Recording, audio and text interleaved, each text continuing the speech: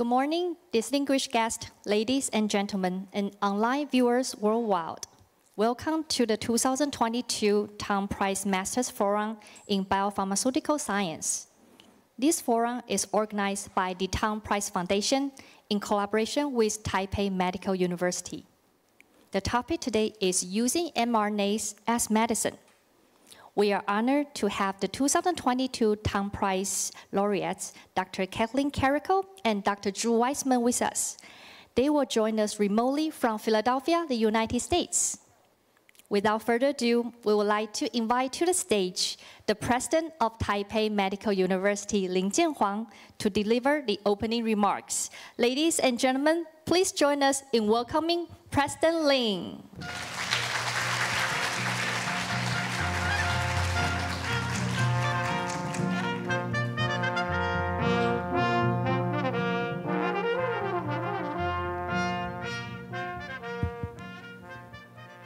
Distinguished guests, ladies and gentlemen, good morning. Good morning.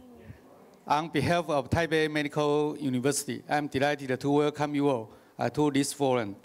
It's our honor to co-host this forum with Tang Prize Foundation.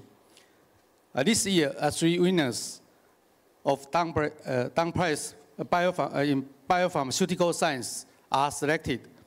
Today, we are very honored to have 2 winners, Dr. Kathleen Karikó and Dr. Weissman, to share their invaluable research experiences with us. Since 2019, the world has been widely influenced by the outbreak of COVID-19. This ongoing pandemic has become one of the deadliest diseases in human history. Therefore, the development of mRNA vaccine is especially important. The new platform development by the 3 winners uses a nucleoside-modified mRNA vaccine. It overcomes 2 challenges people faced, which are innate immune response and the easy degradation of RNA. This ingenious approach breaks through the problems and was the key to the rapid development of the COVID-19 vaccine. It not only saves millions of lives, but also opens a new era of RNA-based therapeutics.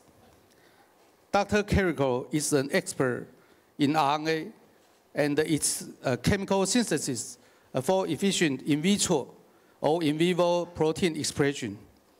In addition, she has also systematically addressed many related issues to the application of RNA in vaccinology. Dr. Weissman has worked on HIV research with Dr. Fauci's team at the NIH. In collaboration with Dr. Karikó, Dr. Weissman started his research of RNA vaccine. They created steers RNA that does not cause inflammatory response. In 2006, Dr. Karikó and Dr. Weissman co-founded a biotech company. Their outstanding research work has built a solid foundation for the development of both BNT and Moderna's vaccines for COVID-19, as well as set the best example of a rapid translation of basic research into clinical applications.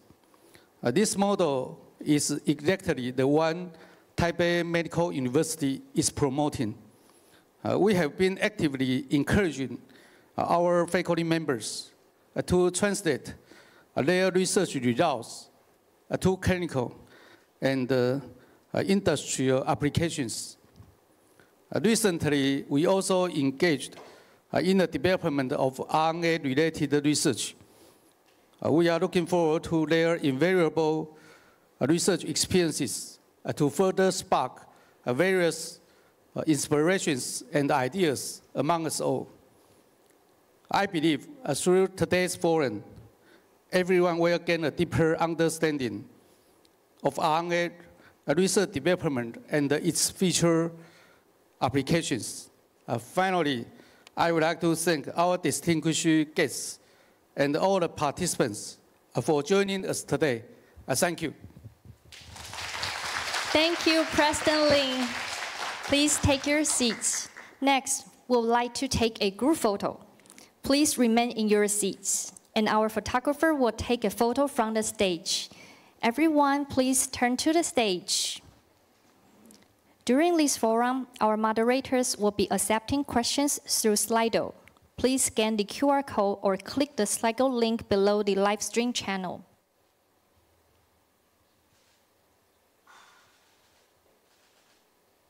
Thank you for your cooperation. To begin with, I would like to invite to the stage the host of this lecture, Dr. Gong Xingjian, Chair Professor of Taipei Medical University and Academician of Academia Sinica, to introduce our first laureates. Ladies and gentlemen, please give a warm welcome to Dr. Gong.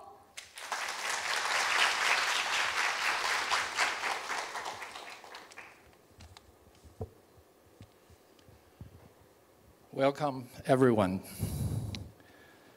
Never in the history of medical science have we witnessed such an extraordinary impact of rapid translation of basic research to clinics. The successful development of SARS-CoV-2 vaccines by Pfizer, BNT, and Moderna with record speed is just stunning. It took fewer than 12 months, and the vaccines have already saved millions of lives worldwide. This rapid medical advance, however, does not come by easily, and is the result of arduous and sometimes underappreciated efforts of the brilliant and the perseverant scientists involved. The Tang Prize Foundation has honored 3 of them, Drs. Karikó, Drew Weissman, and Pierre Cullis, as recipients of the 2022 Tang Prize in Biopharmaceutical Science. Today, we are delighted that Dr. Karikó and Dr. Weissman are joining us in this Masters Forum held at Taipei Medical University. They are online to attend this meeting. My pleasure to introduce Dr. Karikó as the first speaker. Dr. Katalin Karikó is Senior Vice President of BioNTech SE. She's also professor at University of Szeged, Hungary, and the adjunct professor at University of Pennsylvania, USA. For 4 decades, her research has been focusing on RNA-mediated mechanism with the ultimate goal of developing in vitro transcribed messenger RNA for protein therapy. She and Dr. Weissman together discovered that the nucleoside modifications suppress immunogenicity of RNA. This groundbreaking work unlocked the opportunity for the therapeutic use of messenger RNA. She has won many awards, and indeed too many to mention. In the past 2 years alone, she has received more than 70 awards and honorary degrees, attesting to the worldwide recognition of her contributions. Today, she will talk about history of messenger RNA development of therapy. Let's welcome Dr. Karikó.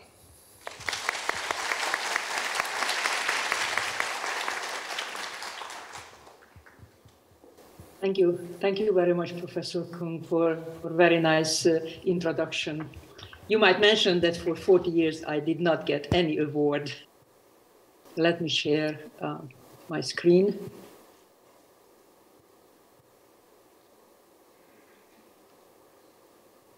And talk to you about the history of the mRNA development for therapy. And it all started with It all started with the discovery of messenger RNA.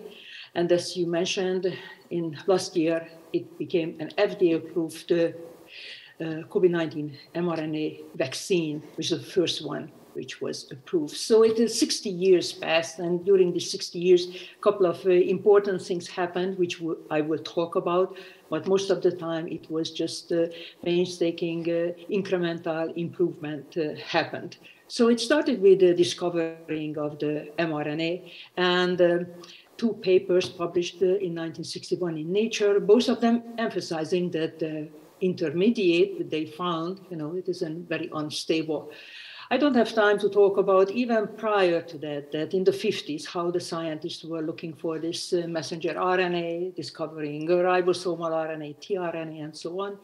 The importance is that with this discovery, we learn from information flow in every cells in our body, and every free living organism is coming from DNA to mRNA and protein. So the DNA is in the nuclei in form of chromosome in the eukaryotes, and the mRNA is getting to the protein factory, which is in the ribosome, and the protein is produced. At the beginning, of course, scientists could not synthesize RNA. They just could isolate and look at different aspects of it. They identified interesting 5' end in the RNA happened. Furuichi in Japan identified that. And in that year, in 1975, they also, other scientists found that both viral RNA as well as cellular RNA has this interesting 5' end. And if you receive the vaccine from Moderna, let's say, that was enzymatically kept, and that was also in 1975 discovered that what kind of enzyme, viral enzyme, could put this strange structure to the 5' end. Other scientists try to see that whether they can translate the RNA. As I mentioned, they couldn't synthesize, so what they did, they isolated, and they used the reticulocytes, which is enriched for beta globin. And when they purified it, they, at the beginning in the 60s, they translated in the cell lysate or injected to frog oocyte. And more interestingly, in 1978, two papers was published in Nature where the messenger RNA was entrapped in liposome, so in a lipid, and delivered to primary mammalian cells. And they demonstrated that the protein was made by those cells which normally not express beta globin. So this was very important because this was the first time really messenger RNA was mammalian messenger RNA was used enveloped with liposome and delivered to cells. Liposome was actually introduced in London by Alex Bankham, and we also were in Hungary, where I was studying and working as an undergraduate student. We were learning about this liposome, and ourselves also we did delivery of nucleic acid, not RNA, but we delivered plasmid DNA to mammalian cells. But it was important as an undergraduate student, I started to work with this.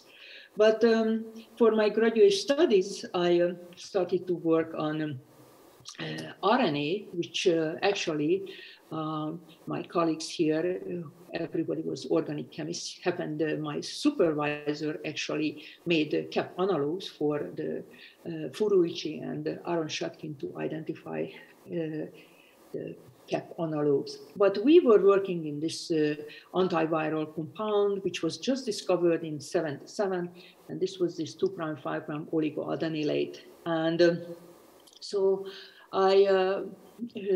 we delivered also this with liposome to the cells and tried to develop an antiviral compound. As you know, we are in the 70s, and even in the 90s, even in 2000, we just realized that we don't really have any good antiviral compound.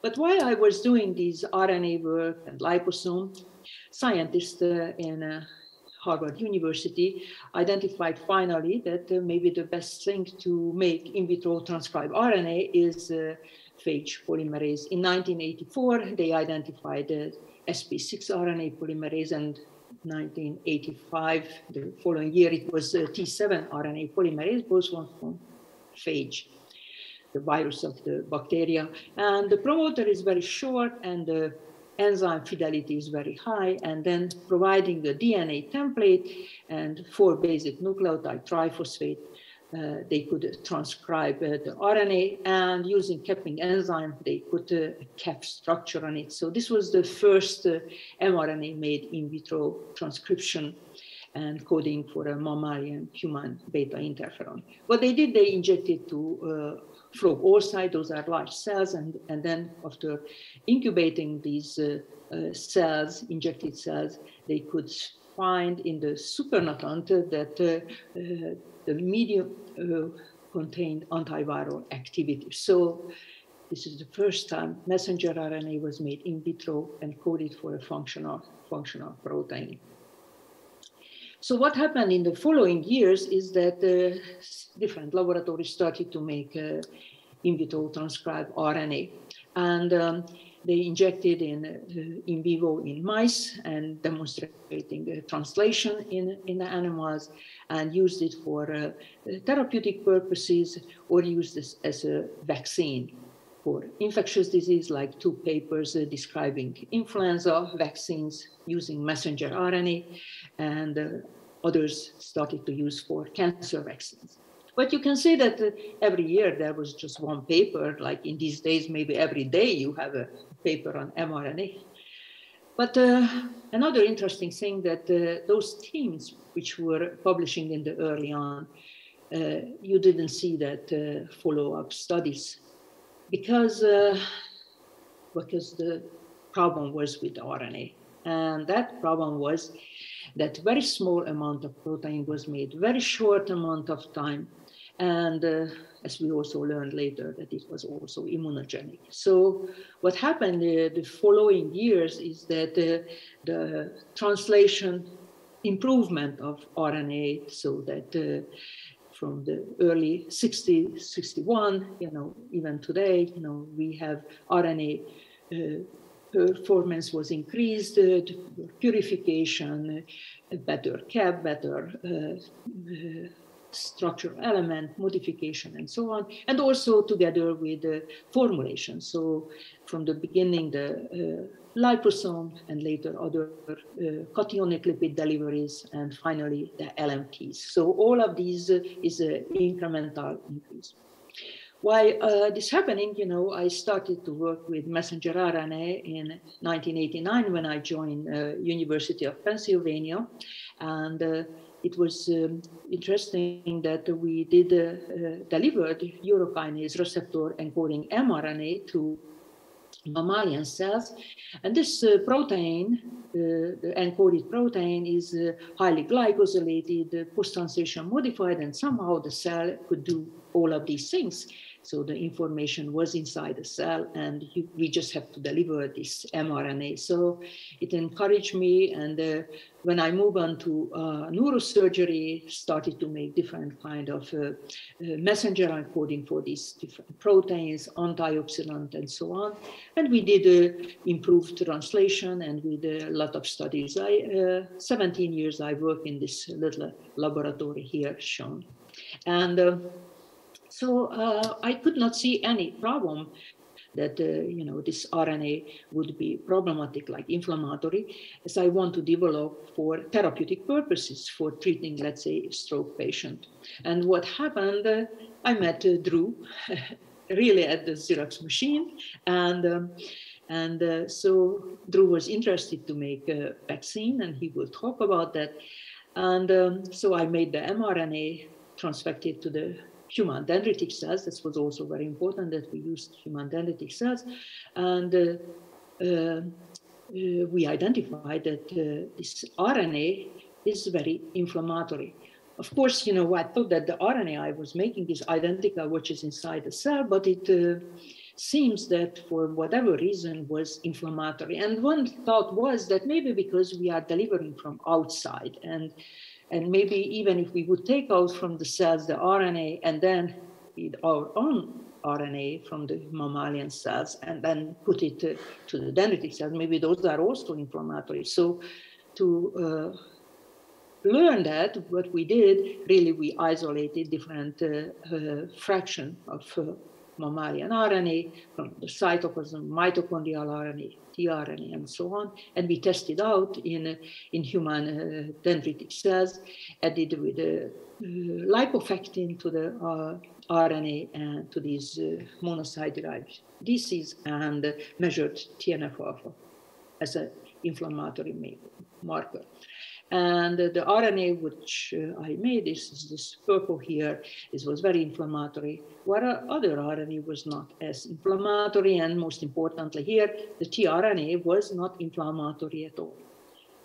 And of course, you know, the tRNA is very different from the mRNA. It is shorter, different cap, different 5' end, there is no cap on it. But most importantly, we knew that there are so many modifications. Actually, 25% of the nucleosides are modified in the tRNA. And we thought that maybe nucleoside modification is the reason why the tRNA is not inflammatory. But how we could do that? There are so many different modifications here, just here showing the uridine and the pyrimidine in our purine. And the enzymes which were introducing this was hardly known, and not that we could order it. Actually, my fellow student in Hungary, Tamás Kis, who discovered in the 90s that how pseudouridination and 2'-methylation is introduced into the ribosomal RNA. But we couldn't apply these enzymes because it required special structures. So what we did to prove that whether indeed modified nucleoside is responsible for lack of immunogenicity, that we ordered a different kind of nucleoside triples, but which were already, the nucleosides were modified, and we made RNA with it. And 5 of them, we ordered 10, 5 of them incorporated. We were very peculiar about that the RNA, this nucleoside modified RNA, had to be present in the human body. So that is not unnatural nucleosides, which we used. And we could make these RNA, and then we tested them out in the similar system we use for the naturally isolated RNA. And what we found is that here the RNA, which was generated without modification, was quite inflammatory, measuring against TNF-alpha, secreted by isolated dendritic cells. These were not generated, it was isolated from the blood. But we could see that some of them was not inflammatory at all. And when we looked at closer, we could see that whenever the uridine was modified, then those RNA containing modified uridine, those were not inflammatory. So this is how we come to this conclusion. And of course, the next important question was whether we can translate it. And although some of them was not translatable, with our big surprise that pseudouridine containing RNA was 10 times more efficiently translated than the conventional uridine containing RNA. And learning all of these, and of course we were very happy with, and what we did is that what usually in the United States they are doing, we filed a patent, we established a company in 2006, and we applied for a business grant, and in which we proposed that we will generate pseudouridine containing RNA coding for erythropoietin, which would be used for treating anemia. So that's what we have done. Here we are using pseudouridine containing RNA injected to the mice, and these were transit complexed RNA. And when it contained pseudouridine, this erythropoietin coding RNA, we could see that even 4 days later, we still could detect erythropoietin in the blood of the animals, whereas the half-life is about like 2 hours. And when we had uridine containing RNA here in the blue, that quite quickly disappeared. We also could see that it was functional, the protein, because it increased the hematocrit. It is responsible for red blood cell production. And when we injected it weekly, we could maintain high level of hematocrit, and you can see that the amount was very, very small. 0.1 microgram RNA was injected. That was complex with transit. And meanwhile, the uridine-containing RNA, we could not increase hematocrit. But most importantly, the pseudouridine-containing RNA did not induce any interferon. So that was where we had in 2012 and published this. And subsequently, I had to leave the university and I joined BioNTech in 2013. At that point, we were not in this nice building. We were on the campus and running up and down. And with Uğur Zain and Özlem Türeci, we started to further optimizing the RNA, codon optimization, optimizing the untranslated region of the RNA, as well as did all of this modification, nucleoside modification, purification. Actually, we worked out with Drew at Penn. So when we did all of these improvements, what happened is now that what I showed you, what happened in the 90s, that small amount of protein, short period of time, now we could make so much more protein from these improved RNA, improved delivery methods, and it was extended translation we could find. And this is, so that, RNA is ready for prime time, and we started to use there to generate bispecific antibodies and injecting animals who are implanted with human tumors. We could generate, we could eliminate actually the already established large tumors by weekly injection of this mRNA coding for these bispecific antibodies, which recognize the T cells and the cancer-specific antigens. And subsequently, we also use this mRNA coding for these different 4 cytokines and injected to cell surface close tumors in animals, and demonstrated that when these cytokines were injected to a cold tumor, that immune cells rush there, because these mRNA translated to the corresponding cytokines, and then the immune cells were trained, and then when they circulated, they could eliminate even established tumors in the lung. So here is the control RNA, and here is when it was cytokines mixture RNA was injected. This study is already in human trial together with Sanofi. So subsequently, I don't even have to talk about, because everybody could learn from the television in 2020, that when we learned about the sequence information of the SARS-CoV-2, that how quickly was developed both by Moderna and BioNTech. Pfizer, the vaccine, which in the same year was injected and later the following year was improved. So many people at that time thought that, oh, this is the first time when nucleoside modified RNA is injected in human, but we who 10 years ago established this RNA therapy meetings, we already knew that many other programs was already advancing in the clinic. One of them was, which was the most advanced, it was for VEGF-A mRNA, which was injected to the heart in patient undergoing elective bypass surgeries. And here is showing in the heart like 30 different places injecting to the heart muscles, naked mRNA coding for VEGF-A, which is when translated, generate a protein which enhance blood vessel formation. This clinical trial started in February 2018 and now finished the phase 2 trial, and we will see that whether Moderna with AstraZeneca will enter to phase 3 trial. Another study where nucleoside modified RNA was used successfully in human trial was Cas9 coding mRNA, which was treating patient with amyloidosis, transthyretin amyloidosis. This is a serious disease. Following the diagnosis, patient usually die in 5 years. And what Intellia was doing is that they have messenger RNA, nucleoside modified RNA coding for Cas9. They delivered the guide RNA together in a lipid nanoparticles infused to the patient. And what happened is that this guide RNA directed to the translated Cas9 to the area of chromosome where this toxic protein was produced in this patient. And that already, actually, just last week, we heard again that the patients are not making these toxic proteins. So it seems that even the messenger RNA, which was,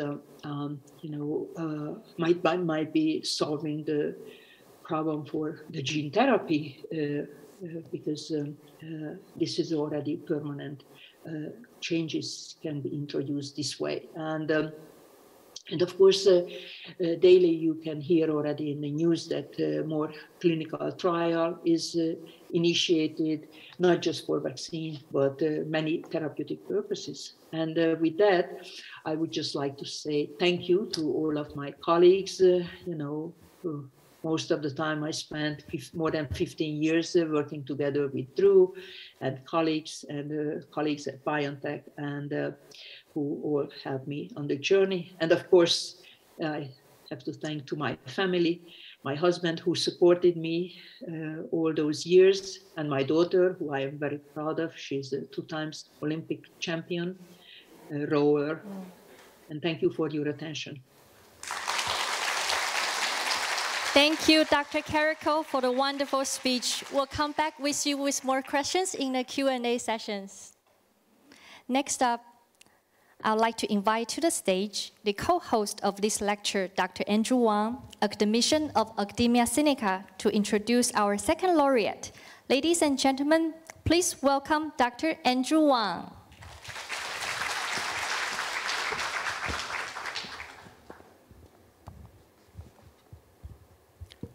Thank you. It's a great honor to have this opportunity to introduce Dr. Drew Weissman. Dr. Weissman actually kind of stayed in Boston area for many, many years. He got his BA and MA degree from Brandeis University, actually at that time working on with Gerald Fussman. And many of you may not know him, but the Cho and Fussman kind of theory on biochemistry is a very important area. Now, in 1987, he got MD and PhD degree from Boston University.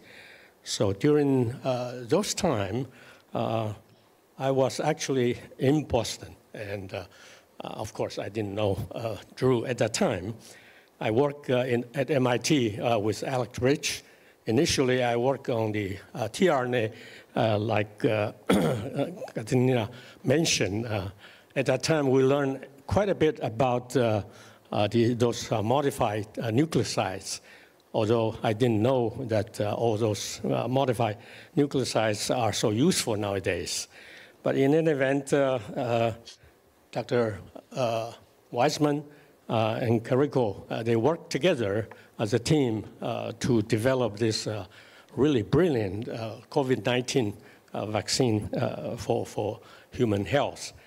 And currently, Dr. Weissman is the professor of medicine at the University of Pennsylvania. Of course, he has been there for many years.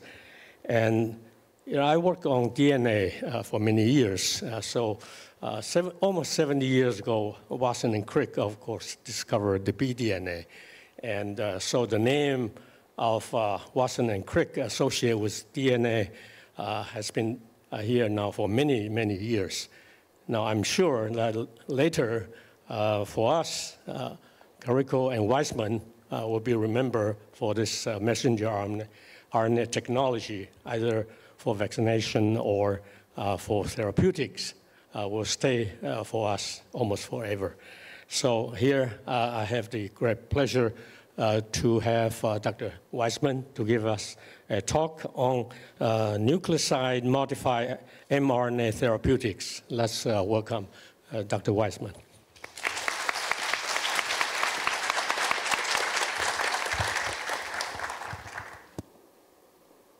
Thank you very much for that wonderful introduction, and thank you for the Tang Prize in Biopharmaceuticals for honoring Katie, Peter, and I.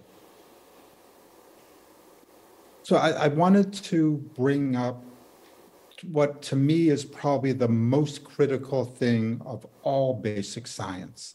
I see from the audience, there's a lot of young scientists. This is the most important thing that you need to learn to be a good researcher, and that's to collaborate. Nothing that's been done with mRNA was achieved by a single person. And this is an overall timeline of everything that's been done that has led to the production of the current COVID-19 vaccines. And if you want to get more specific, to make this vaccine, there was a variety of important first-of-its-kind identifications, all of which needed to be put together to make this vaccine. So when Katie and I started working together around 1998 or so, I was still going to HIV meetings. And I would meet people that I knew well, people like Gary Nabel and Tony Fauci and many others. And they would ask me what I'm doing, and I would sit and tell them about the RNA, and they would listen. And at the end, they would say something like, well, that's interesting, but nobody cares about RNA. It'll never be a useful therapeutic. It's failed clinical trials. Why don't you do something useful with your time? And I would try to argue, and I would point out to them that protein therapeutics is the largest growing element of the pharmaceutical industry.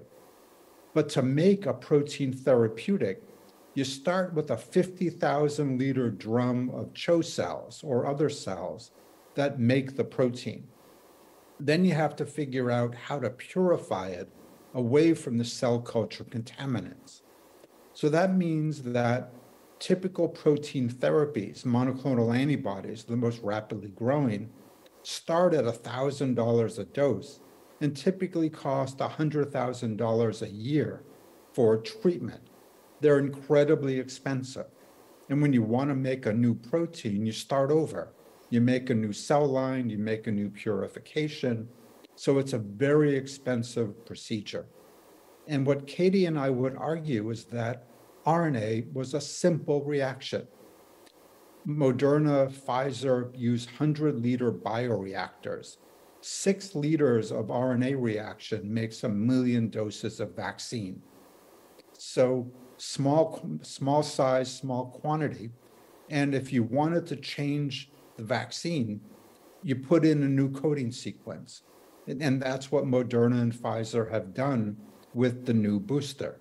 They plugged in a new sequence. They didn't have to do clinical trials. They didn't have to do tox testing. It's very simple. The purification is a one-step procedure. So overall, RNA is incredibly safe, very effective, very easy to make, very easy to scale up. And I'll talk about this at the end. In thinking about vaccines, and I've always been interested in vaccines since coming over from the NIH, this is the outline of where these vaccines started and where we are currently. So the first vaccine that was developed was in the end of the 1700s, when Edward Jenner noticed that milkmaids who were working on cows that had lesions that looked like smallpox were not getting infected with smallpox. And his idea was to take the inside of those cow smallpox lesions and inject them into people. And when he did that, the people were protected. Now, what's important to note is that in this time period, they didn't know about bacteria, they didn't know about viruses, they didn't know about infectious organisms. They believed that disease came from air or food or water or spirits or who knows what. But Edward Jenner was smart enough to figure out that the pox lesions looked the same and maybe they would confer protection. So Katie and I worked for 7 or 8 years developing nucleoside modified mRNA. And once we completed that, we started looking at a variety of therapeutic developments. In this case, we started working on vaccines. And here, this is an influenza vaccine. And it's a comparison. So what you can see, this is the inactivated influenza vaccine that us older people get. This is the titer of antibodies that you see with this vaccine. This is the live virus vaccine that we give children. Again, this is the titer of that vaccine. This is the mRNA LNP vaccine that we immunized once. This is a titer of 1 to 2,500. It's 5 times stronger than live virus infection. Typically, vaccines never give you stronger responses than infection with the organism. So this caught the attention of pharmaceutical companies and biotech companies that the RNA LNP vaccine may be incredibly potent as well as easy to use and develop. But as an immunologist, I wanted to understand where this response was coming from. When vaccine people make a new vaccine, they're happy if they see a 2-fold increase in titer. So a 50-fold increase really surprised us. So we went back and we measured B cells that make antibodies. And there are different types of B cells. So the germinal center B cells rapidly proliferate, affinity mature, and make high affinity antibodies. They go on to produce memory B cells that are around for the next time you see that organism, and long-lived plasma cells that secrete the antibody in the circulation. We did an antigen-specific assay. So what that means is we took hemagglutinin that was similar to what was in the vaccine and labeled it with fluorescein, and then counted the number of B cells of each phenotype that bound fluorescein, that were antigen-specific. And again, we saw about a 50-fold increase in the number of antigen-specific B cells of each phenotype. We looked at bone marrow over a year later, and again, we saw enormous levels of plasma cells secreting anti-HA antibody, demonstrating the durability and potency of this vaccine. But we still wanted to understand what the mechanism of it is. So all B cell responses require CD4 helper cells. And there's one particular type of helper cell called a T follicular helper cell. The only job of this cell type is to form germinal centers. And in the germinal center, it interacts with germinal center B cells and supplies help in an affinity-dependent manner. So it selects for higher affinity antibodies. And then it drives them to switch class, to form memory cells, and to form long-lived plasma cells. So we went and we measured TFHs. And in this case, we looked in macaques. And we compared our RNA vaccine to an identical envelope protein with a double-stranded RNA adjuvant. This adjuvant is thought to be one of the most potent at inducing TFHs. But as you can see, the RNA LNP vaccine induced enormous TFH responses compared to the best adjuvant out there.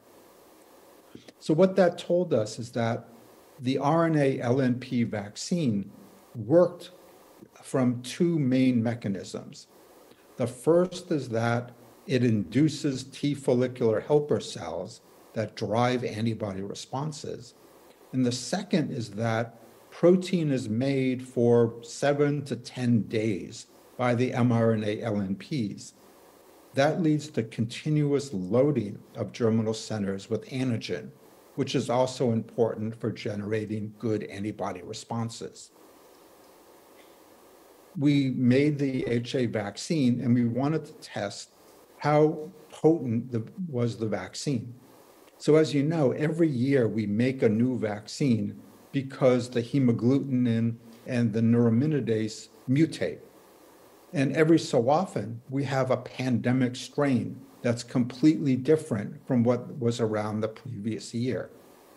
So here we vaccinated mice with an H1 HA, and then we challenged them with an avian H5 influenza, so completely different strain. No homology between these two viruses. And we had complete protection with the RNA vaccine. So this again excited pharmaceutical companies because it's a lead up to a universal influenza vaccine. We and others are working on many different vaccines. And what you'll notice is most of these diseases are ones where previous vaccines have failed. HIV, herpes simplex, malaria, EBV, influenza. These previous vaccines in clinical trials have failed. We're also expanding this, as well as others, for vaccines for allergies, food allergies like peanuts, and air allergens like dust mites, vaccines for autoimmune diseases, and cancer vaccines. But to me, one of the most exciting is new RNA therapeutics. So instead of encoding an antigen that you want to make a response against, RNA can also encode gene editing proteins like Cas9, or it can encode genetically deficient proteins like CFTR for cystic fibrosis, or a variety of others. One of them that we started to study was generating CAR T cells. So a CAR T cell differs from a normal T cell. A normal T cell has a T cell receptor that recognizes a small peptide in association with our MHC class 1. And if the T cell sees that peptide, it kills that tumor cell. A CAR T cell uses the signaling mechanism, so it steals the cytoplasmic tail of a T cell receptor, but it attaches a piece of antibody, and that antibody recognizes a tumor antigen. The first developed were CD19, which is expressed by a number of B-cell leukemias and lymphomas. CAR T cells have 1-year survival above 60%, which is an enormous increase in efficacy. But our idea was, in order to make a CAR T cell, it's a very complicated procedure. You have to leukapheresis, so you remove a few billion cells from a patient. You infect them with a lentivirus to deliver a CAR gene. You expand them for 10 plus days to produce trillions of cells. You then give those cells back to the patient. That costs $500,000 per dose. It takes a GMP cell culture facility, which means this can only be done in certain centers, mainly in the US and Europe, with a few centers across Southeast Asia and the rest of the world. Our idea was, we wanted to know, could we deliver lipid nanoparticles to particular cell types? And we accomplished that by binding pieces of antibodies to the surface of the LNP that targeted different cells, and in this case, T cells. So now the LNPs are taken up by the T cells. We put an RNA that encodes the CAR molecule. So the T cell takes up the LNP, the RNA gets out, it's translated by the ribosomes, and it makes functional CAR on the surface of the cell. We put a CAR that attacks activated fibroblasts. And we used a model system of cardiac fibrosis. So what this system does is it makes mice hypertensive, and a hypertensive mouse forms cardiac fibrosis, and that impairs heart function.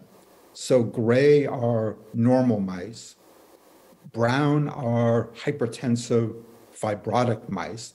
You can see that the volume of their heart in systole and diastole increases. The heart gets stiff. And importantly, the amount of blood that it can pump out is greatly reduced because the heart is too stiff and doesn't move well. A single treatment of T-cell targeted LNPs that make CAR molecules return the mice to normal, back to baseline non-hypertensive fibrotic endpoints. And when we went back and we stained the heart, the normal mice had minimal amounts of fibrosis in red. The hypertensive mice had extensive fibrosis throughout the cardiac muscle. And a single treatment of CD5 targeted CAR encoding mRNA LNPs returned them to normal. So we were able to cure cardiac fibrosis in a mouse model with a single injection of mRNA LNPs. So instead of $500,000 a dose and a couple weeks of preparation, we have an off-the-shelf RNA LNP, probably for a few $100s, that can do the same thing. And it can now be used in a variety of diseases like HIV and autoimmune disorders. The other thing that we are interested in is gene therapy. So currently, the way you do gene therapy is you remove cells from a patient. Often these are bone marrow stem cells in kids that have immune deficiencies. You grow the cells in culture. You deliver a gene editing construct, a Cas9 or another gene editing system, and you fix the genetic defect or you replace the defective protein. You then give those cells back to the patient after you've irradiated them or given them chemotherapy to make space. Again, this is an incredibly expensive, one-at-a-time procedure. It's problematic when you're looking at something like sickle cell anemia. 200,000 people a year are born with sickle cell. They're mainly in Africa and India, but they're present around the world. Ex vivo gene therapy is impossible in Africa and India from the lack of the sophisticated labs and the cost of the procedure. Our idea is that we can make RNA LNPs that target bone marrow stem cells. Here's our pilot experiments. So we've targeted the LNPs with the CD117 antibody. This is the c-KIT antigen that's expressed by repopulating stem cells and progenitor cells. We delivered Cre recombinase to LOXP mice and had 90+% of the bone marrow stem cells gene recombined. We followed them for 6 months and they maintained this incredibly high level of gene editing. We did secondary transplants. So we took bone marrow 6 months after a single treatment and transferred them into irradiated mice. And all of the stem cells and all of the lymphocytes, red cells, monocytes, macrophages, granulocytes from the stem cells maintain the gene-edited phenotype. So we're now looking at this to deliver and treat a variety of genetic disorders in a variety of tissues. We can target heart, lung, brain, T cells, CD4 positive cells, bone marrow stem cells, and we're developing new technologies. I just wanted to finish by talking about something that I've worked on and I've cared about really my entire life. So the worldwide distribution of disease, money, and therapeutics, it doesn't match up. So this is the distribution of the world population. And as we know, the greatest amount of population is in Africa and Asia. When you look where the money in the world is, it's mainly confined to the Americas, namely North America and Western Europe, Australia also, and some Asian countries. But where the people are is where the least amount of money is. And if we pick one infectious disease, in this case malaria, we see that malaria is also in the region that has the most people and the least amount of money. So what this means is that these countries and these regions don't have access to the best therapies and the newest vaccines and the newest drugs. Africa is still 25 to 30% vaccinated. So what we've done is we're working with a variety of other countries, in this case, Thailand and Southeast Asia, where we produced their own COVID-19 vaccine. The vaccine actually works better than the Pfizer-BioNTech vaccine, comparing this titer to these titers. And most importantly, we built a GMP site in Bangkok that can make the vaccine and distribute it to all of Southeast Asia and beyond.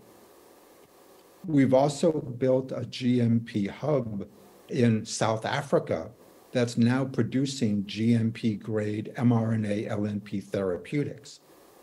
My vision is that these GMP sites, combined with researchers who can make RNA vaccines and therapeutics, will allow regions to make therapeutics that they need. So we know that pharmaceutical companies have little interest in malaria vaccines for Africa, and they have little interest in tularemia or dengue for Southeast Asia. But now these countries and regions can make their own vaccines in their own GMP centers and produce whatever they think they need that they can't get from elsewhere. To me, that's the way we address the inequality of vaccines and therapeutics. So I need to thank the people in my lab and all of my collaborators. Thank you very much.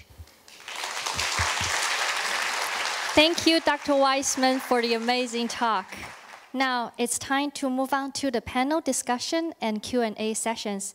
For audience, please remember to scan the QR code and type your question online via Slido.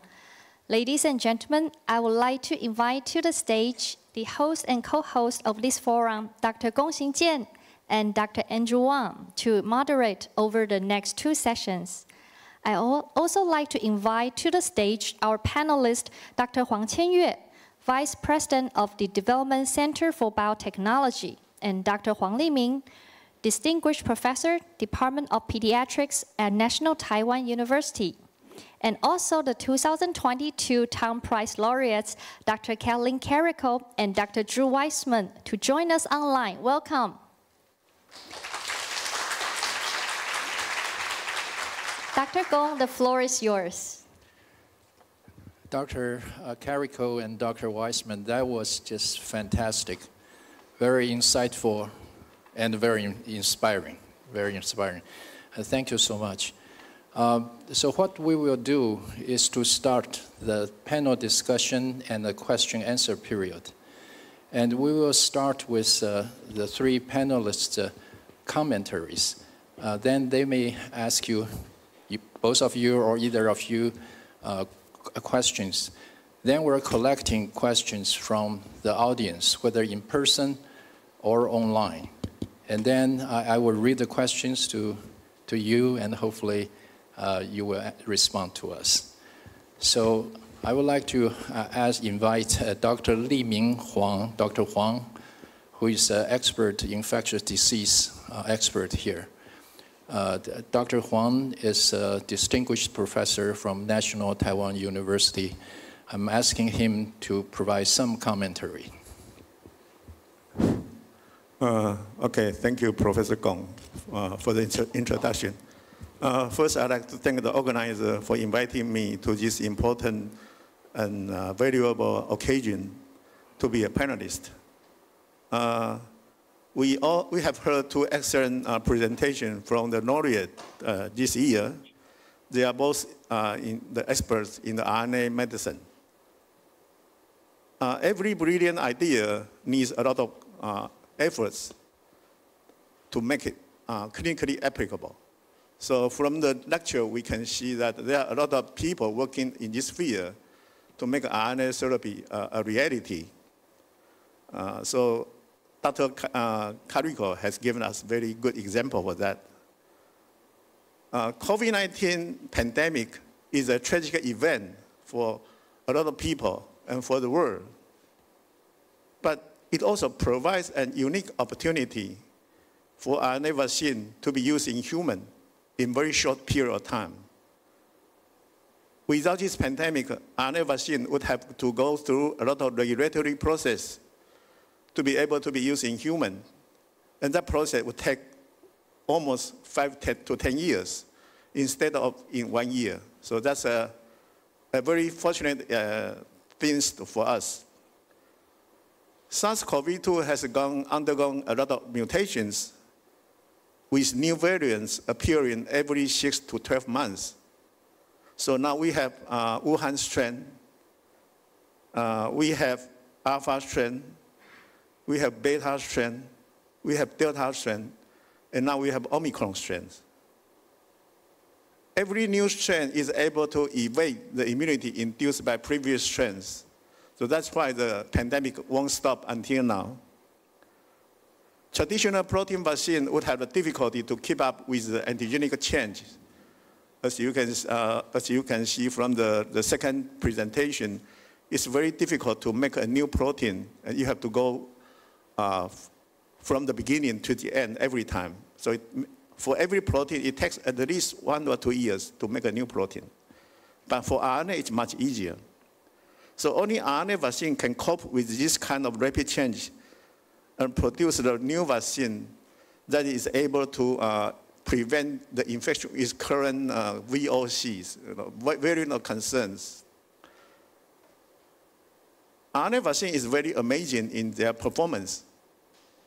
The clinical trial data show that RNA vaccine, when people get RNA vaccine, they produce very high amount of neutralizing antibody, much higher than infection per se, than natural infection. And also in the phase 3 clinical trial, both RNA vaccine by BNT and Moderna, they also both give you a very good efficacy data, 94 to 95%. So, so Taiwan government also have put a lot of effort trying to develop the biotechnology industry in Taiwan. That effort has been going on for, I think, more than 10 years. From the second talk, you can see that they are trying to help the regions in the world to develop their own capacity to produce RNA vaccine. So I believe the Taiwan government should also pay attention to this field and are trying to make that a reality for Taiwan to be able to produce maybe our own RNA vaccine. I think that's a priority for Taiwan government. And I believe that work has been going. The NHRI now is taking the responsibility. But I'm a clinician that following the large-scale use of the RNA vaccines, a lot of reactions have been reported. Some are expected, some are not expected. The most well-known complication or adverse effect is myocarditis. Myocarditis is inflammation of heart, which is not a trivial disease. And the myocarditis usually occurs within 1 week after injection. Young people have the highest rate of myocarditis, and boys are more likely to suffer than girls. There are a lot of mystery in this event. So RNA vaccine is such a new product that has been used in humans for less than 2 years. So the physicians, the scientists, and the lay people, they all have a lot of questions about the RNA vaccines. and about what happened after the long term. Maybe after you inject, every year you inject one RNA vaccine, or maybe you inject 2 or 3 RNA vaccines sequentially, what will be the long-term effect? So with that, I will raise my question to the two laureates. I think my questions are mainly to Dr. Weissman, but Dr. Karikó can also comment when appropriate. The first question is, please comment on the acute side effects such as myocarditis and the long-term safety of RNA vaccine. Is there any explanation about the mechanistic reasons behind the myocarditis, which happens so fast after injection? And the second question is, as a clinician, we observe a lot of immunological problem after injection of RNA vaccine. The most obvious example is the reactivation of zoster after injection of RNA vaccine. And also, a lot of people complain that they are old disease that has been so good for maybe 2 years or 3 years, and suddenly become worse after injection of RNA vaccine. So I also like to hear the comment of the laureate about the interaction between RNA vaccine and the immune system. So that's my comment and question. Thank you. So for the myocarditis, I think what's important is the denominator. So we hear about cases, but they occur at a frequency of 1 or 2 per 100,000 immunizations. They primarily occur in adolescent boys, but it's a mild disease that doesn't require extensive therapy, anti-inflammatories, and it passes very quickly. What people don't realize is that COVID-19 infection leads to heart damage, myocarditis, at a rate of about 30 times higher in many more patients. So if you're looking at a 1 in 100,000 risk for a mild interaction versus much higher levels of myocarditis, I think the risk is pretty clear that the vaccine is safe.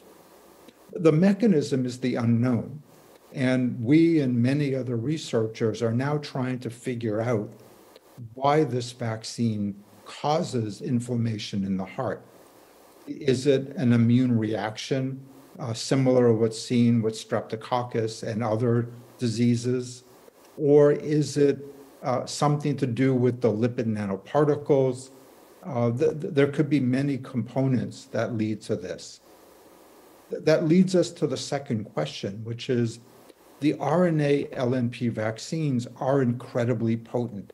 They induce antibodies that are 3 to 5 times higher than infected people. So they induce very potent responses, and they have high levels of adverse events. 80+% of people have a sore arm. 20% of people have fevers, feel lousy for a day or two, but again, they recover. There have been reported immunologic interactions, but the numbers don't really hold up that there is an association. So clinicians will say, yeah, I think I see more zoster outbreaks, but they're not looking at hundreds of thousands of people to see, are these infections associated with the vaccine, and are they causative by the vaccine? So those studies are ongoing.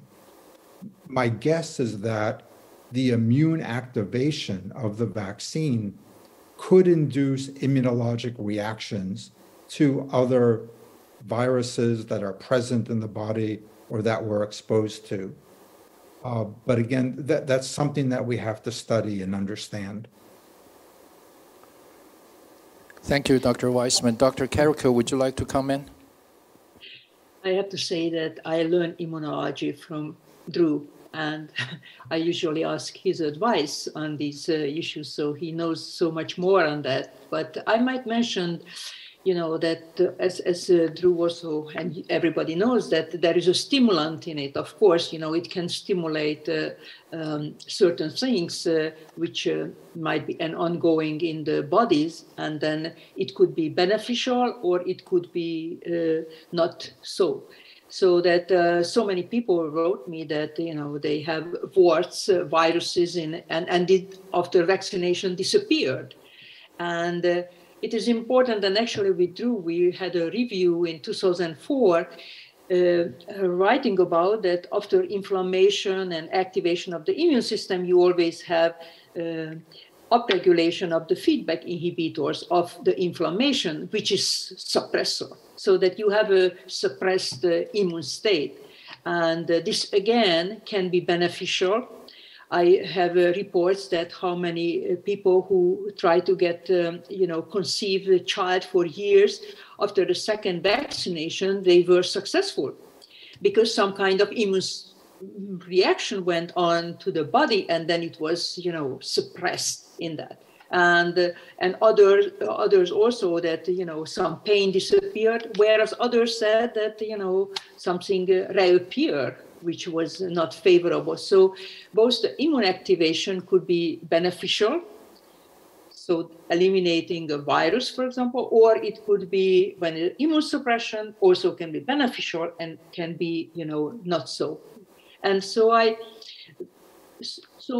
maybe most of the patient is complaining about, of course, the bad effect, and they forget to tell you that how many good things also happened during the vaccination. And people ask me that how they can get more of this vaccine, because now they don't have the joint pain, or they don't, disappear certain things. So, and other effects which like the menstruation cycle disruption, if you can read 100 years ago, the first vaccine also, they already reported that. So that other vaccine also causing things, but because it never happened that 1 billion people get something in the same time.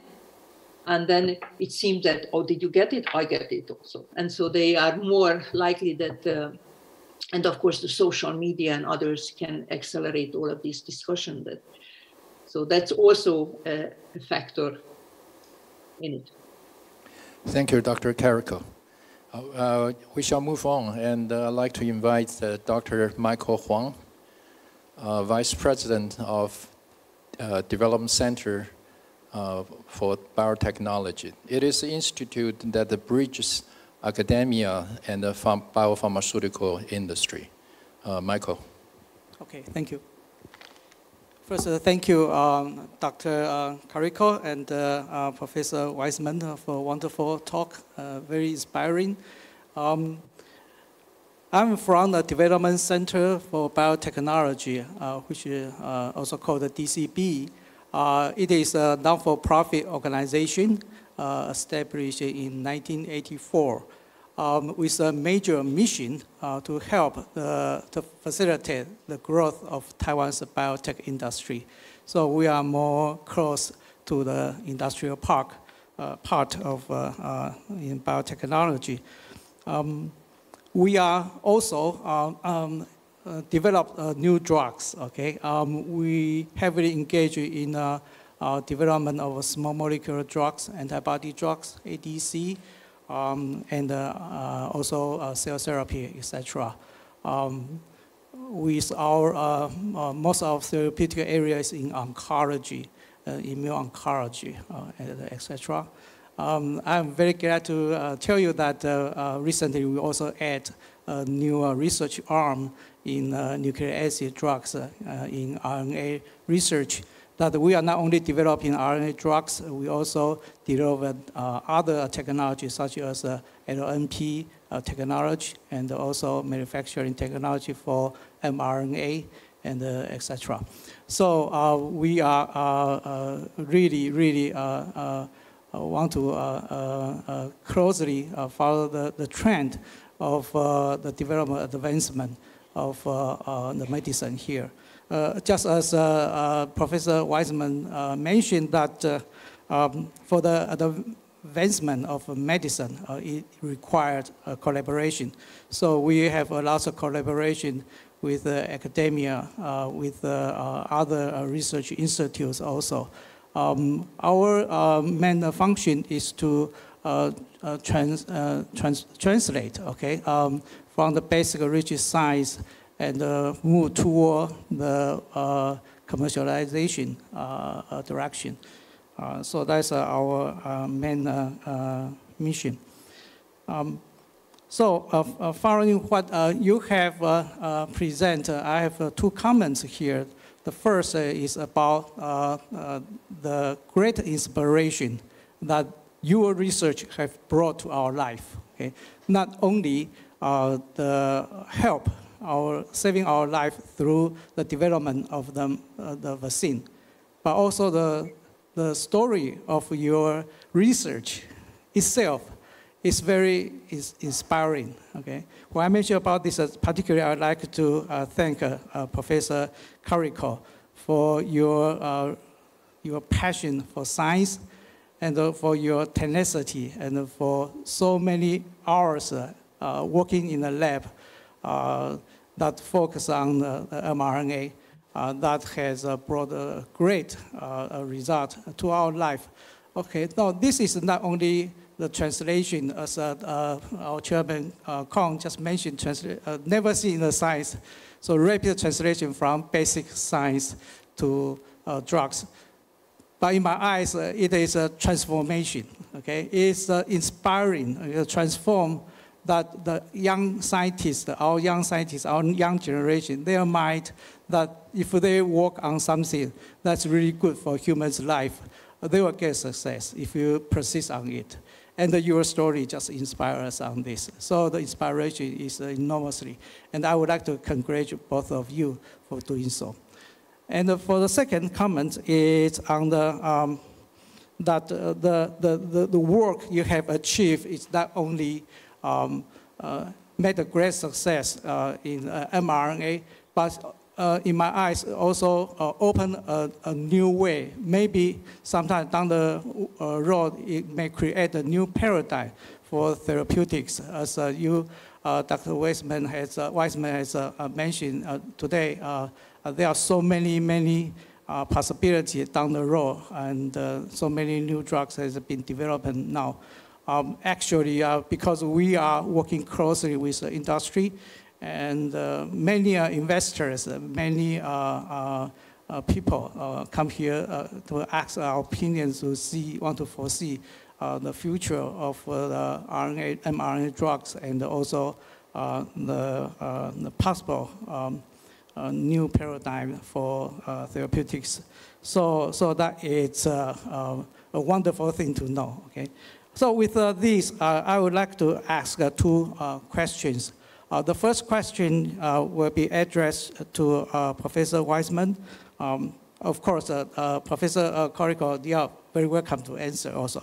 The first question is, could you think of any alternatives that surpass the efficacy of these nucleoside-modified mRNA treatments? Okay. The second question I would like to address to Professor Karikó. Of course, Professor Weissman, you are very welcome to answer also. The question is, there are 12 vaccines now approved to prevent from COVID. What do you assume are the reasons for the success of the mRNA vaccines? There are at least two companies, right? Moderna and Pfizer BNT. They have made a great success in the market. So what do you,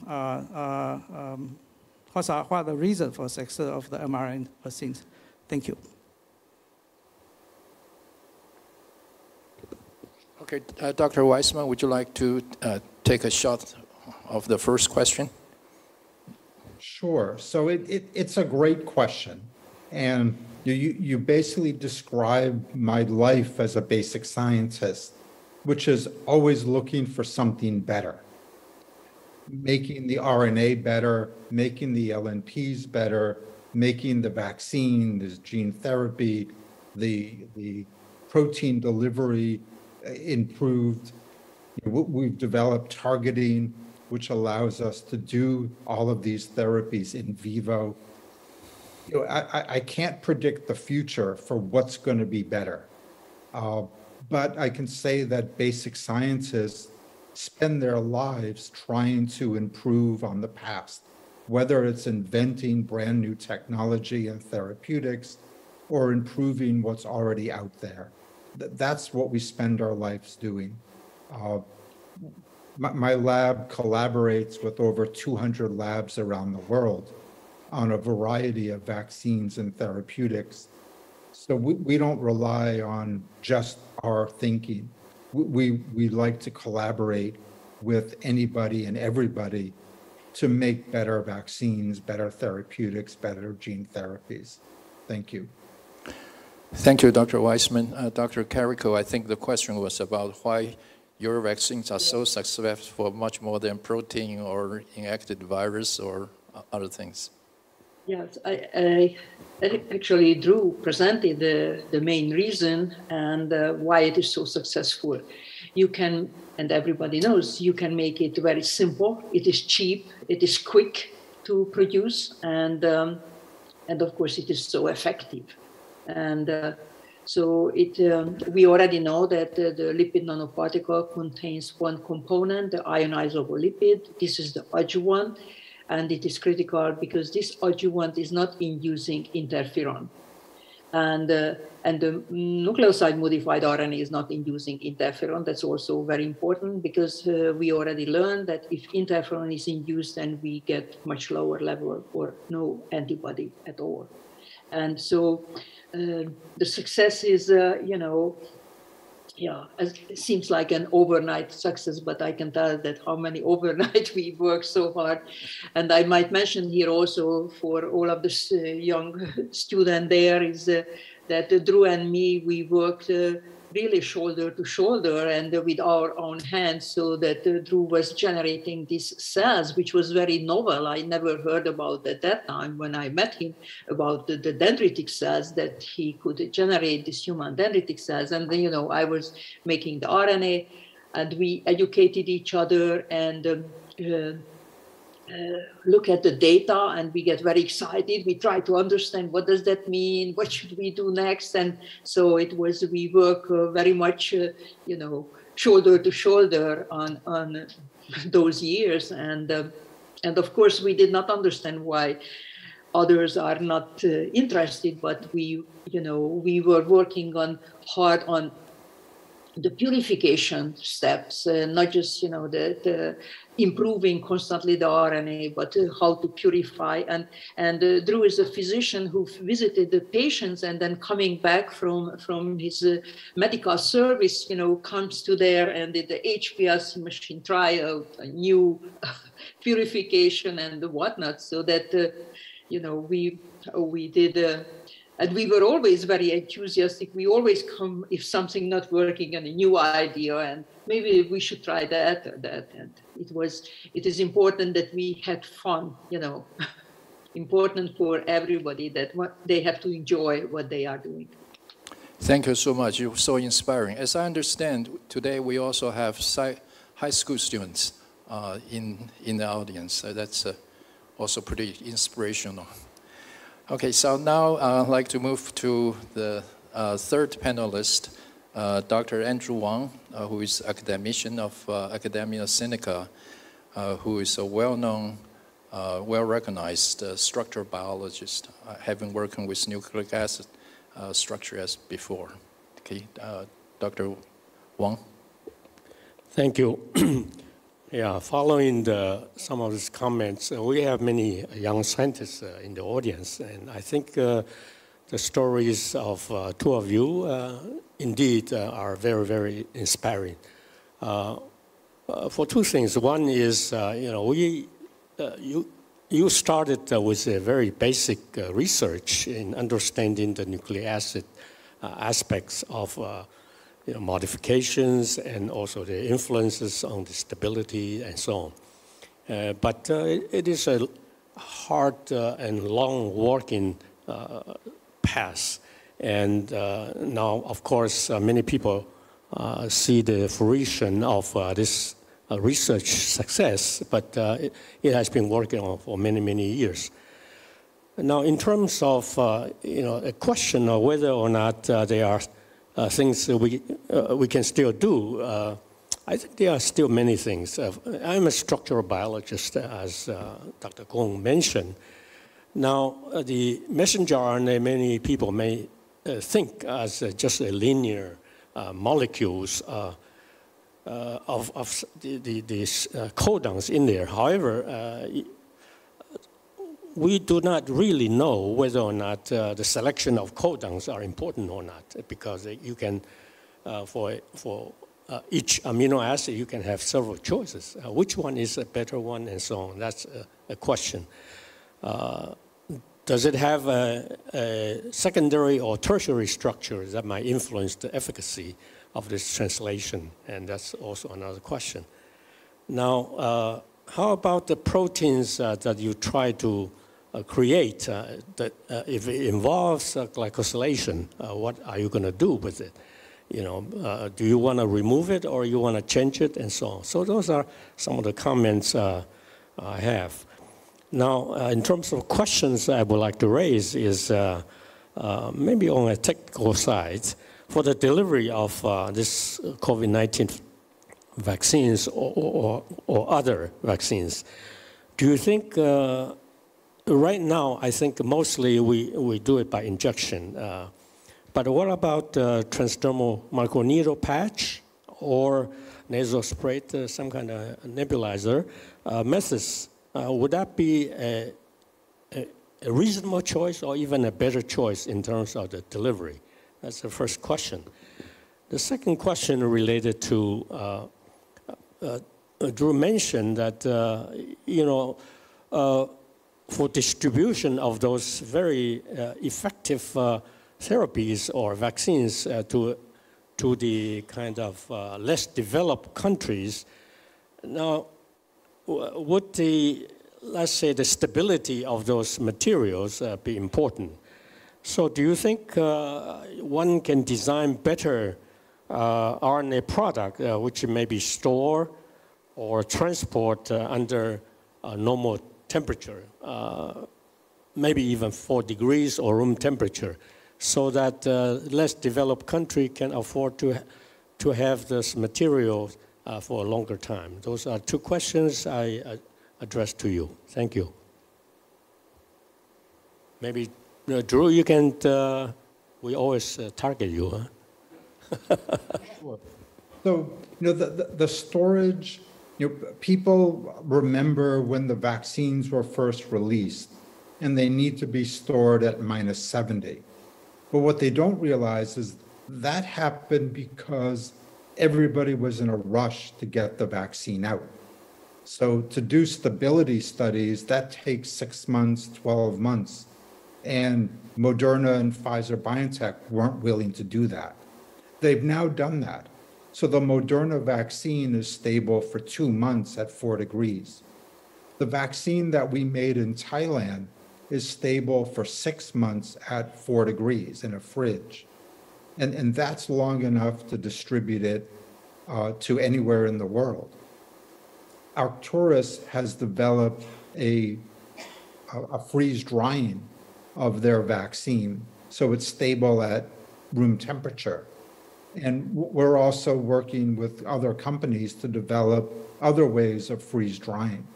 So I think in the future, stability is not going to be an issue with mRNA LNP vaccines. I think that's been solved, and it continues to be solved as we move into the future. On this one, I would mention something. First of all, we had stability data because -80 Celsius, we already had other RNA samples, so we already knew that for years you can keep it. So you have to realize also that whether you are making a vaccine and you can keep it for years, or whether you have to keep it at -20 and then 6 months going through the inventory, and 6 months later you have to throw those out, which is expired. So we already had data for the -80, and of course had to generate data for the other temperature. Of course, we were interested too. You don't say that we were not interested to do the stability study. It has to be done with that material, which was eventually get there. So that, you know, higher temperature you keep that, but then it is a shorter period of time. And again, and other things, what Ru mentioned, lyophilization, you definitely, you can keep it higher temperature, but lyophilization is very, very expensive. And also there is a limit, because if the RNA is too long, then also you have to keep it in maybe -20. So there is also other components, and you can change the chemistry. You can put there 2' methylation, but you just can see recently was published, it is not translatable. So then you will run into another problem that you don't get protein from it, which would make it. And for the microneedles, you know, with Drew, we were. When we were at Penn working together, we met people who made biodegradable microneedle. They even, you know, tested out in my hands and see that we thought that it is such a great idea. But I learned working in the biotechnology that the industry that so which seems a very good idea might be not that so, because you know, the people's skin is different, and you are not 100% sure that whether it get in or how much, and the surfaces. So that there are many nuances there which can influence that how much material gets how deep. I mean, somebody is has more fat, and then where it ends up this material, or skin is thicker or something, and so, and also inhalation is. I mean, if lipids gets to the lung, it can be quite toxic. So, you know, again, you know, some kind of nose drops would be reasonable, but, you know, people are working on it, and they already had some results. Thank you. Thanks a lot. Okay, so now we're opening to the general audience, and I need someone to help me to open up this iPad. So bear with us. There will be probably another 30 minutes, 25 to 30 minutes. I know it's pretty late at your time, but bear with us. There was another issue was about the codon optimization. You know, you asked prior to that. I might mention that, you know, sometimes codon optimization eliminates out-of-frame product, which was for the SARS-CoV-2 actually was shown last year that one out-of-frame product was actually is a very good immunogen. And if you codon optimize, you don't have that. Okay, we shall start our questions. Okay. So we just, Andrew, you and I will take turn. Okay, so let me do the first one. Let's see. Maybe I'll start the first. Why don't you start? Well, there are many questions from the audience online. This is anonymous. Asked a question for Dr. Karikó. He or she asked, before moving to the US in 1985, you worked in Hungary, a communist country then. How was it different from working in the US? Was it a hard time for you to work in Hungary at the time?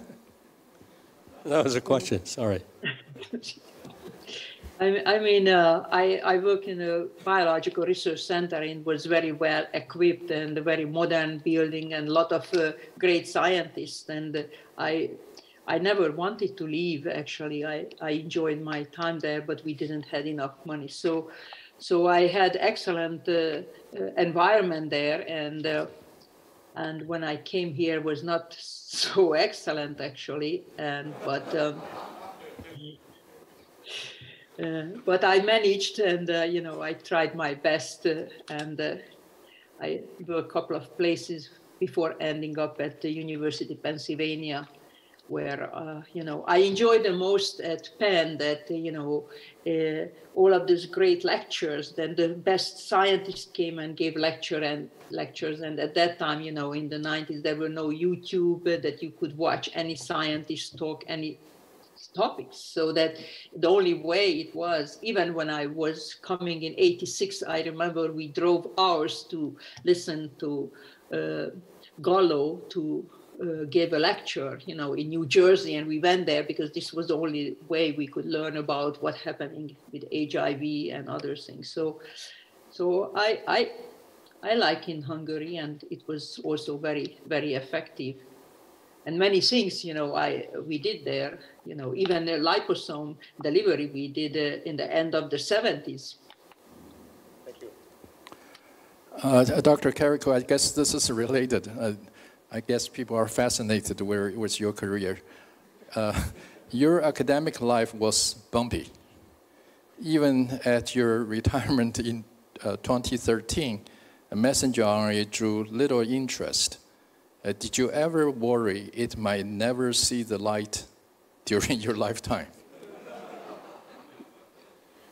Yes, so one reason I went to BioNTech, actually, because accidentally I learned about this company existence, and they had clinical trial. And although I could go to Moderna, also had a job offer, I was thinking that by the time they figure out how to make a GMP clinical trial quality of RNA, maybe I would be dead by that time, because, I thought that it takes longer. And so it was, yes, so I actually enjoyed going to BioNTech and the biotechnology industry. If, in the academia, I was not successful because there is the promotion, which I didn't get. I get the demotion, and it was, more paper, bigger. So things were important that I was not successful in it. And then when I went to the BioNTech, it was important that we have to have a product which is functional, otherwise we can go home, and everybody worked together. So that was also, so it's a nice thing if people are there in the audience thinking about going to biotech. It is also can be very uplifting. The next question is for Drew. You said you were curious in engineer and math from the childhood, probably in Lexington, right? Later, you went to study immunology. What influenced you to change from machine to people? That was the question. It's a great question, and I probably don't understand how that decision was made. Part of it was every day of my life, my mother said, you can be whatever you want as long as it's not an engineer. So I think she helped influence me into medicine. I think the reason I chose immunology is because back then, and this is a long time ago, but it still remains now, it's really undiscovered country. There's so much we don't understand about immunology that every morning I wake up and think about what people reported, what new studies show, and wondering, are they right? What are we learning from what they're doing? What are we learning from what we're doing? So it's constantly addressing new problems and trying to develop new ways to understand. And that's what excites me the most about immunology. Thank you. Thank you. I think Jane is asking, I think both of you, the infant born during pandemic might have poor immunity since they are raised under quarantine and mask protection over decades. What situation do you think we may face in terms of these newborns? So I guess I can start. I'm an allergist by training, and there's a field of allergy that believes that allergies form due to lack of exposure. So when people moved out of inner cities into suburbs and stopped being exposed to antigens and other things, allergies increase. So certainly being born during the pandemic, where you're locked in a house with only your parents and maybe a sibling, your exposure is going to be much lower. And I wonder whether those kids are going to have higher levels of allergies. I think as far as infections go, they should be fine because they're exposed from their parents. The quarantines were months, not 10 years. So I think they've been suitably exposed, and I wouldn't have a problem that they're going to be immunosuppressed to infections. But the allergies concern me. Oh, okay, thank you. Yeah. Well, the next question is from Lin Qihong. It's a long question, so bear with me. Professor Weissman, just like you said, mRNA vaccines can directly stimulate immune cells in Gemini Center and help generate better immune response. My question is, before 10 years old, lymphocytes would continue generating and educate by bone marrow and thymus. This young lymphocytes would tolerate all antigens. I'm not sure whether this is right.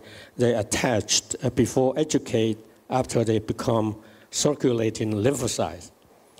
What is possible effect of mRNA vaccines for immunity for, well, low age, I think should be a young age receiver?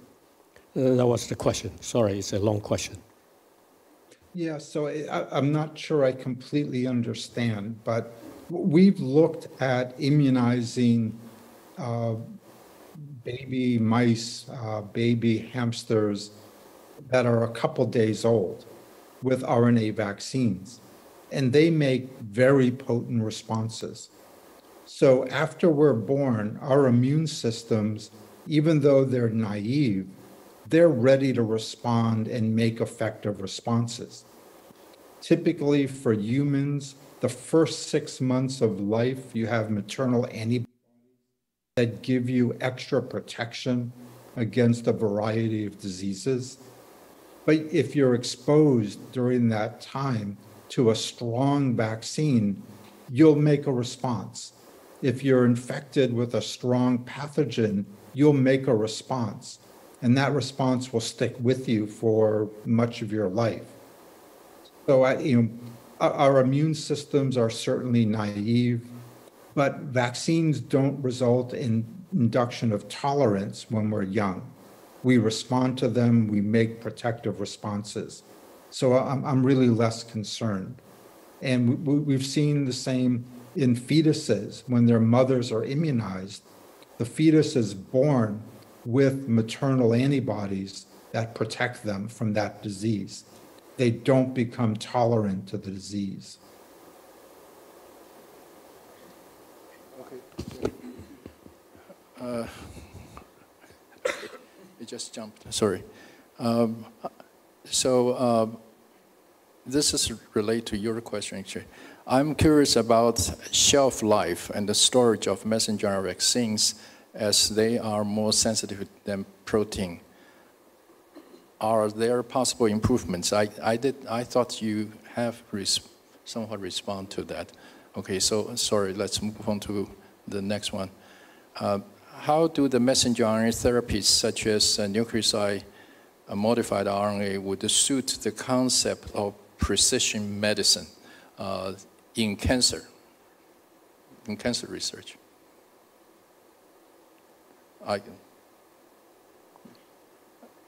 Is that too vague a question? I guess, how do you direct a personalized therapy? I mean, Moderna is using nucleoside-modified RNA for cancer vaccines, whereas BioNTech using conventional RNA. Because for cancer vaccine is not the antibody, but more the cellular immune response is important. And so it might be not important. We have to see.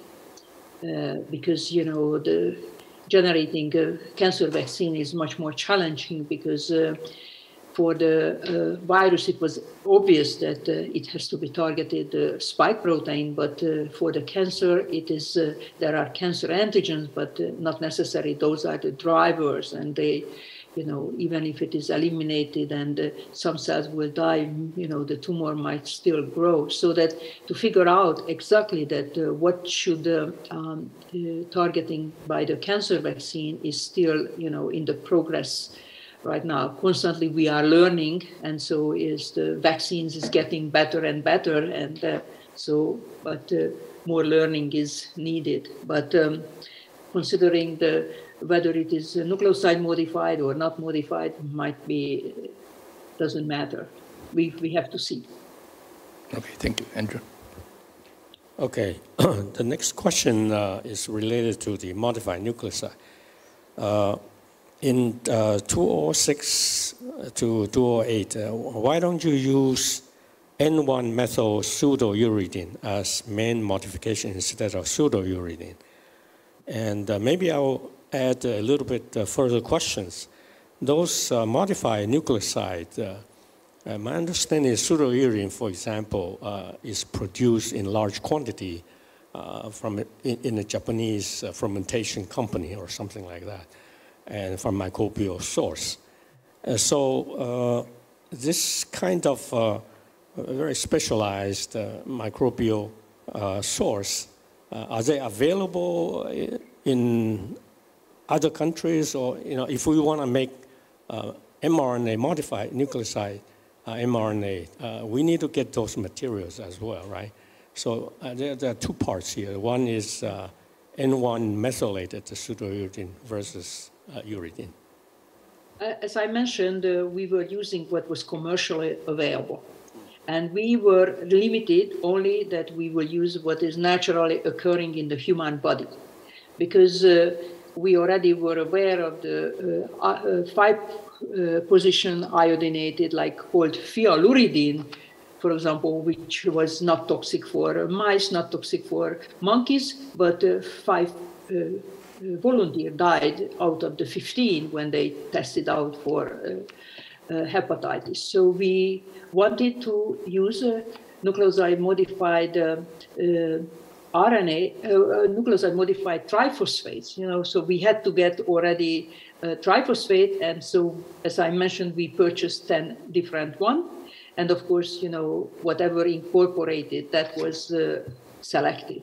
And even in our 2005 paper, we already showed that the 2'-O material, the pseudouridine, the 2'-thiouridine, and 5-methyluridine, that all of the 4 is reduced immunogenicity, so that we knew that uridine modification was required, and these were the commercial available at that point. So in our patent, we listed all of the nucleoside modified naturally occurring in the body. And so as I showed in my slide, you know, for uridine containing, you can have like, you know, 10 more, but we already could see the pattern that that's the rule. Thank you. I mean, if you look at our patent, the claims list N1-methyl pseudouridine as a modified nucleoside to use for RNA therapeutics. So we thought about it in 2005, but we had to wait for a company to make the triphosphate version in order to test it. Thank you. So the question is, hello, I'm curious about the BNT and the Moderna vaccine, both using messenger RNA skill, but why the protection time was so very different? Is that true or not? I don't know. Whether it's a company secret or not, I don't know. No, the durability is a little bit different. And I think you have to remember that durability is dose related.